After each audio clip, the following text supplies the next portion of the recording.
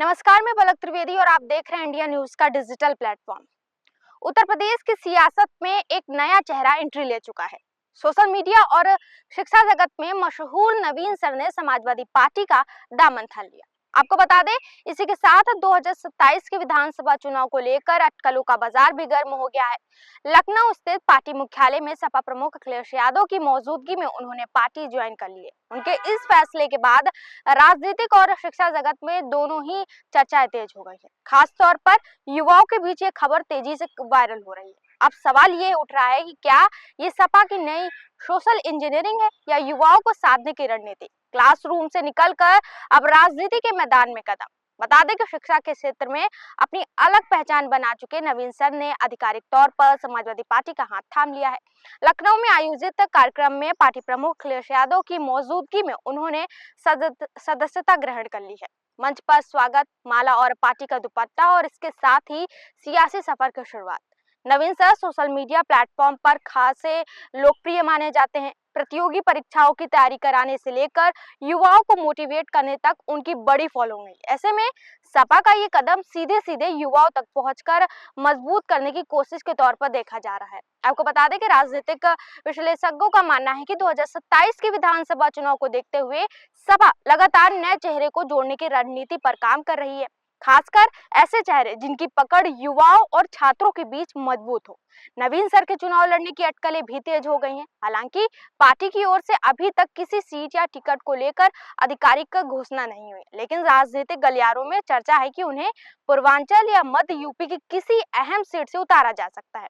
बता दें, नवीन शर्मा उत्तर प्रदेश के बुलंदशहर जिले के सिकंदराबाद क्षेत्र के गांव के मसौता के रहने वाले। वे एक साधारण किसान परिवार से आते हैं। शुरुआती पढ़ाई गांव और आसपास के क्षेत्र से पूरी करने के बाद उन्होंने इंजीनियरिंग की पढ़ाई की। पढ़ाई पूरी करने के बाद उन्होंने शिक्षा के क्षेत्र को चुना और प्रतियोगी परीक्षाओं की तैयारी करने वाले छात्रों को पढ़ाना शुरू किया। उनकी पढ़ाने की शैली सरल और समझने वाली होती है, जिससे कम समय में ही वो छात्रों के बीच लोकप्रिय हो गए। वे हमेशा छात्रों को कम खर्च में बेहतर शिक्षा उपलब्ध कराने की बात करते रहे हैं।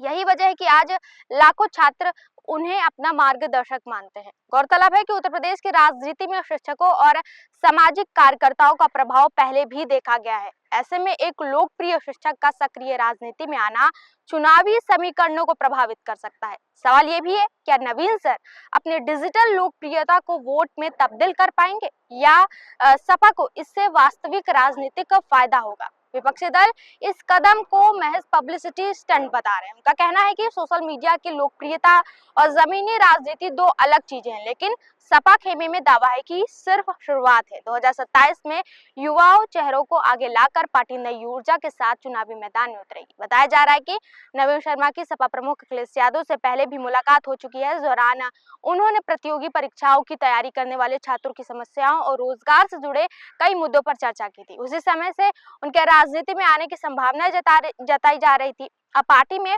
शामिल होने के बाद ये साफ हो गया है कि वे सक्रिय राजनीति में अपनी भूमिका निभाना चाहते हैं।